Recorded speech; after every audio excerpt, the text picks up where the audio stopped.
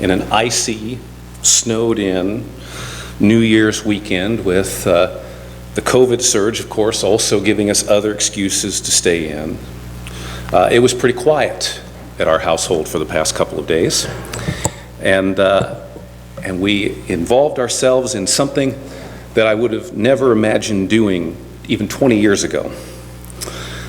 We sat down and we binge-watched an entire television series, a new season of a television series we've been watching from episode 1 to episode 8. The full season, we watched it in a full day on New Year's Day. And I am just old enough to be able to look back and remember when there was no such thing as binge watching. You waited for the next episode to drop next week, hoped that it wasn't being co-opted by a basketball game or something other, a weather event. Coming from the Midwest, sometimes that would happen. You would wait for that next episode to drop. And of course, there were always the weeks where they didn't have a new episode yet, so they'd play a rerun and you had to wait even longer. And then they'd leave you cliffhanging as they went into Christmas, take a month off, come back and do a few more, and then hit the end of the season and leave you unsatisfied with how it ended. And you've got to wait all summer to see if they, A, didn't cancel it, and B, are going to do anything with that story. From my reaction here in the room, I must be the only one.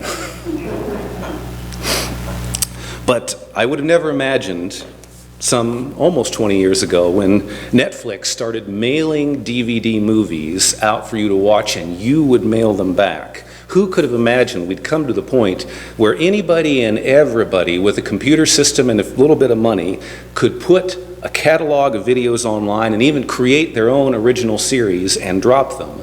And this phenomenon of people, the day a new series comes out, will sit down and watch an entire season start to finish. I sure couldn't have imagined it. And I thought I was forward-looking in my younger days, coming out of a computer science program, trying to dream big, full of these technocratic ideas. I would have never imagined that there would come a day when we would drop our cable television system, completely cut that cable, and I would stream my television shows off the internet. And yet, here we are. And I'm not alone in doing this. Many of us have made this change. And while so much has changed, it probably feels like we've simply gone from the days of cable TV, 400 channels and nothing to watch, to streaming television, 4,000 original programs and nothing to watch. But how we receive that message, how that content is delivered has changed dramatically, even if our boredom or our inability to be entertained remains the same. And I find that expresses a truth about life for us as church, for us as people of God, especially in these last 20 years, 40 years, I don't know, where do we mark the time? Everything seems to be going faster, and the world seems to be changing more quickly. And if we thought that we'd struggled in the past to keep up with the way of the world and the way of things, it just seems to get a little bit faster and a little bit harder every year. Excuse me. In fact, I'm kind of reminded this was a pure accident of our snow and ice this weekend, but for those of you online, you can't see it. But the brave ones who joined me here in the sanctuary, I have 8 people sitting spaced throughout the pews on the one row of pews right in front of me, on my left hand, your right hand side, completely empty, which we know that in that pre-COVID world, we tend to have people scattered all over. It really takes me back. Takes me back to my first, perhaps the front end, the beginning of my own call, when I was still a college student. And the pastor who came to my church there in Rolla, Missouri, as kind of their full-time, everyday Sunday minister, had been worshiping with this small Christian church in a little town called Mocaine, Missouri, way down the road up on the river. Quiet little place, not much happening there.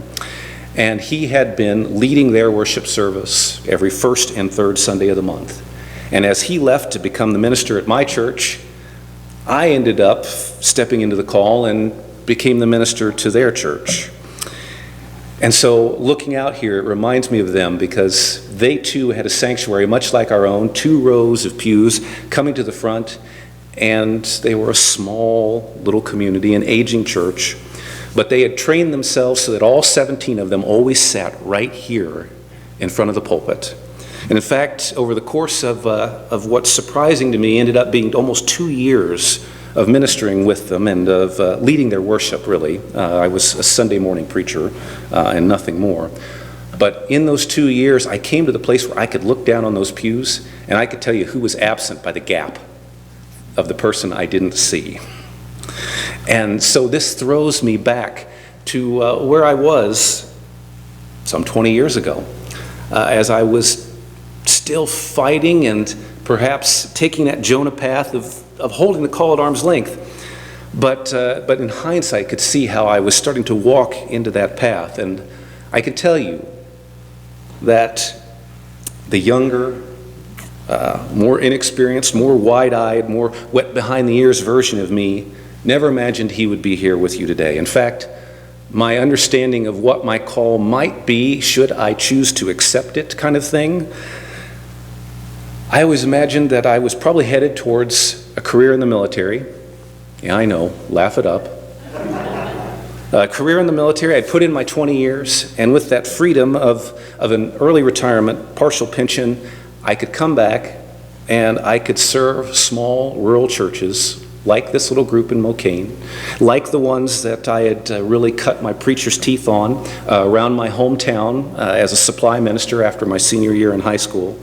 I always thought that was going to be where my calling would land. I never imagined I would leave the state, much less leave my time zone, and come to the West Coast. And yet, here we are. Isn't it funny how things evolve and move on us when we aren't expecting it? And yet, if there's a lesson from this story, it's not that I have done anything great or good, other than learn to adapt and to listen for the voice of wisdom, listen for the whisper of the Spirit, and trust that when it calls, maybe I should answer. And I think that's a lesson we all already intuitively know as people who come to our fellowship, who are part of the church. When you hear God knocking, when you feel that tap on your shoulder, you're supposed to answer, right? And yet, how many of us can tell stories of that time that God was trying to get our attention, and God was trying to get our attention, and God was trying to get our attention, and finally, whap, right across the head, God finally got my attention. Because sometimes we're a little slow to respond, amen? Now, judging from the group here in the sanctuary, it must just be me. The wisdom text today spoke to me as that reminder from the Wisdom of Solomon, one of the apocryphal books of the Bible. We were having this discussion during fellowship hour. For some of us, lifelong Protestants, in our Bibles of our earlier years, we may not have known this book existed because it wasn't printed in them. We've only come to add these texts that you will find in Catholic translations in the latter years. And it depends on the church and the tradition as to how accepted they are or are not. And there's a long history behind that I won't go into, but I was drawn to Wisdom of Solomon as the reading for this week because it's that reminder of how wisdom calls us forth. And when wisdom calls and we don't hear it, wisdom can get a little louder. And when wisdom gets a little louder and maybe we still don't hear it or we don't answer it, wisdom will just start to pull. And eventually you feel yourself being drawn in a direction, whether you plan to get there or not. And it sometimes will drag our feet, and yet God will enable us to do great things, to oppose great tragedies, to overcome great evils, to surmount great challenges, even as we fight and kick and scream and push back and go, no, God, not me.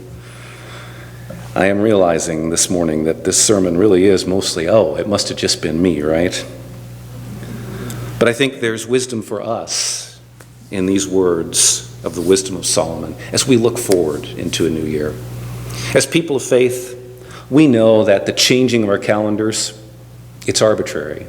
It has no real faith significance. There's nothing spiritual or magical about the first month of the year that changes things. God's love is still present and unchanging and with us, regardless of what the calendar says. Amen? I know you online folks said that too, because the congregation spoke this time. There's nothing special or magical about a new year other than what we put into it as people who like to celebrate New Year's, who like to make resolutions. And as I mentioned in the prayer, maybe we make our resolutions to cover the fact that we don't just make those changes during the rest of the year when we should have to begin with, right? But God's love and the wisdom that God will impart to us, should we open our ears to hear as the Spirit speaks? Should we open our minds to be filled with knowledge as wisdom dances creatively before us and cuts a new path, a new way forward? If we're willing to allow God to take us forward, it doesn't matter whether it's a new year, a new month, a new season, a new calendar, whether we've bought a new car or a house or we're in a new town, none of this is relevant because God is present and with us and calling us forward. But we do love our special days. So if we're going to lean on a new year being a new chance, then why not just run with it? Why not just roll with that, church? Why not just take this opportunity to look to the new year and say, this is our chance to listen again with renewed hearts and minds, with ears for hearing, and trusting that wisdom will deliver. That wisdom enters the souls of those who serve the Lord, enable them to face terrifying dangers, to perform great acts and wonders. That wisdom rewards those who will rise up and do the work of extending and growing God's kingdom, but will also be a shelter and a refuge when the trials come, when the rains fall, both literally and metaphorically. The same wisdom that carried the people of Israel through the sea, brought them out of the wilderness, will draw us forth too, and will show us a land of promise, a place of opportunity, a new home for ourselves and our future, for the gospel to be lived out and shared. We have much work ahead of us, but I know God will lead us forward, as God has done with the people who were called from the earliest days of our humanity to our present moment now, and to those who will follow in our footsteps and carry that ministry here when we are long gone. May God's wisdom abound. May our hearts be open to hear it. May we embrace the changes that come before us. Hold fast to that truth. The love never changes, even if how we receive it or know it or share it or expend it does. God will carry us forth. So let's go see what God is doing next. Amen? Amen.